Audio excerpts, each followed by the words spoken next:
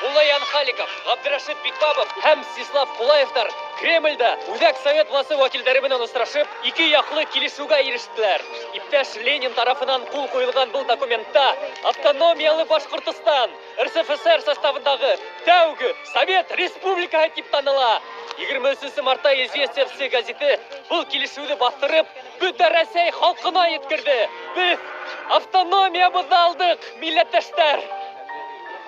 Автономия неме була ул? Шуны аңлатып китәңсе булсам. Автономия бер һүз менән генә әйткәндә, ул азатлык дигәнне аңлата, милләттәшләр. Без хәзер Рәсәй составындагы тулы хокуклы республика. Үз yerенә хуҗа булган, үз урмандарына хуҗа булган, үз телен һаклап калуга хукугы булган Башкортстан.